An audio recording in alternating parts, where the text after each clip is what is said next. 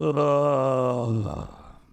we go. The Rise of Skywalker. The last chance that Disney had to save their Star Wars trilogy, and unfortunately, they failed miserably. I'd left The Force Awakens disappointed, but feeling there was hope for a great story, and I'm sure many other people felt the same. Then I left The Last Jedi thinking, what the fuck did I just watch? And feeling really empty, and I'm sure a lot of people felt that way. But still, somewhere inside, there was hope in me that Disney had a plan, and this story would finish up okay. But unfortunately, there was more chance of not being offered drugs at a concert in Ireland than there was of this film being good. So why was The Rise of Skywalker so shit? Let's get into it. Before we get started though, this is Blarney on the telly. Help us grow this channel by liking and subscribing. So let me begin by saying that The Rise of Skywalker was actually my favourite of the Disney Star Wars trilogy. I know that's not what everyone else thinks, but that's just how I felt about it. Maybe it was because I had given up at this point and I just took the movie on its individual merits. And you know what? If you forget that this is Star Wars and you just take it on its individual merits, The Rise of Skywalker is kind of a fun movie when you don't think about the legacy that it's ruining. I mean, the Emperor, in my opinion, is the coolest bad guy in anything ever, so it was great to see him back, even if it is kind of terribly done. And I mean, Luke had a nice scene with Rey where he actually seemed like a mentor for once rather than just a depressed, lonely, sperm-covered, sad case. And I also think it's quite cool that Leia trained Rey. I mean, that was, in my opinion, a subversion of expectations in a pretty great way. And I'd say those training scenes could have been way cooler if Carrie Fisher hadn't sadly passed away by the time of this movie. I think the fact that Leia had actually trained Rey could have been a really powerful girl power type of moment, rather than that Force sort of stuff that Disney has been trying to do recently. Other good things about this movie, well, there is a genuinely lovely scene between Han and Ben where Leia uses the last of her energy to bring Han's ghost back to talk with Ben. And Ben feels the pain of having killed his father and he gives up dark side and returns to the light. And then when he turns to the light, he ends his conversation with Han by trying to tell his dad that he loves him. But before he finishes, Han says, "I know," which was a lovely throwback to the original movies and, in my opinion, a really powerful scene that showed what these movies could have been. And then, of course, there's a really fun and moving scene at the end of the movie where Rey hears all the Jedi talking to her. And they're all saying, "The Force is with you, Rey, the Force is with you." And she gets back to her feet in a way that feels kind of like a moment out of Rocky. But it was a really great and energetic moment, and I enjoyed that. I thought it was a cool piece in the ending of this film. So that was all the fantastic stuff about this movie, and I did enjoy it on its own merit. But now let's get to the reasons why The Rise of Skywalker, in the grand scheme of things, was complete shit. So the first issue I have with The Rise of Skywalker is one that I have with the whole Disney Star Wars trilogy. This movie and the whole trilogy adds in extra things that can be done with the Force, and it changes how easy it is to use the Force. For example, Rey is overpowered to a crazy extent. Without meaning to, she accidentally uses Force lightning, something that only a Sith should be able to do. Then she can use the Force to pull ships out of the air, which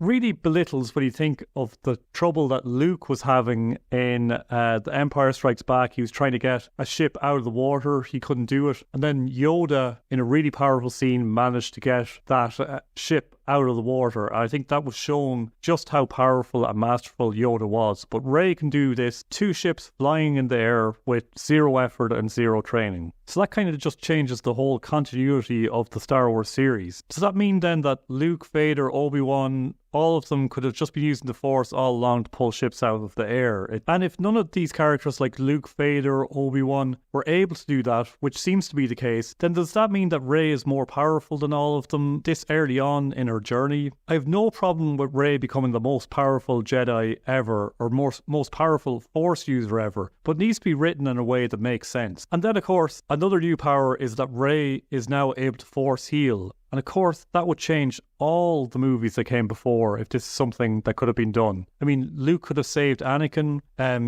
Obi-Wan could have saved Qui-Gon. I mean, everyone could just be saved. And then, by the way, just speaking of Qui-Gon was killed by being stabbed with a lightsaber. But now everyone gets stabbed with a lightsaber and they're just fine. Lightsabers used to be this super powerful, threatening weapon, and now it's just like getting stabbed with a toothpick. It doesn't seem to really affect anyone. I don't know why Disney doesn't seem to understand that it is important to have continuity in how a universe works. Disney's writers seem to think the only way to make a new movie stand out over an old movie is just by making everyone unbelievably more powerful and more flash than before. And this isn't how it works. When you make new characters super powerful, you just cheapen the older characters, and you also make the universe seem less believable. And you remove how real each threat feels because you know the writers can just invent anything they want to help the hero solve a situation. And then speaking of overpowered, they brought back the Emperor as this ridiculously overpowered, untouchable individual. And I mean, that's cool. I'm all for the Emperor having become the most powerful Force user ever, been so connected to the Force that he's just incredibly untouchable. But if you're going to have him that powerful, he needs to survive for several movies and become an even bigger threat than he ever was. But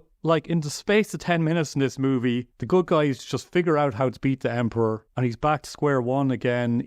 And it just makes the Emperor look so weak and pathetic that he got tricked the first time by thinking that he was going to kill Luke and Darth Vader threw him off a bridge, which fair enough. He was silly enough for that not to work once, but then he manages to cheat that, comes back super powerful, and he doesn't realise that someone can just reflect his lightning back at him and he dies again. I mean, it's just so rushed and so lazy. And I know people hate that the Emperor came back in this movie, but it actually made sense to bring him back in my opinion. In the earlier movies, he'd mentioned that he was trying to find a way to cheat that. So him coming back actually felt like a natural arc for him. It was just that it was handled so badly and it was terrible writing. It just made Palpatine seem like a complete pantomime film, and in this movie he was nowhere near as threatening as he was in the originals. Look, maybe I'm a bit bitter and angry because this brings back unresolved issues from my childhood. My father left me when I was a child, then he came back for a day, but once he saw how ugly I am, he left again straight away. So maybe I'm a bit triggered by people who come back and then leave again super fast, just like the Emperor did. But I gotta admit, it really hurt me the way the Emperor was in this movie. Oh, and then there's this whole stupid side quest thing, which I'm not going to even go into. Side quests are fine, but not if they are pointless. And the side quests in all of the Disney Star Wars trilogy are just pointless and meaningless. And then you have this other stupid thing that Disney just keeps doing where they pretend someone has died, but then they haven't. They just appear back. Chewbacca appears to have died,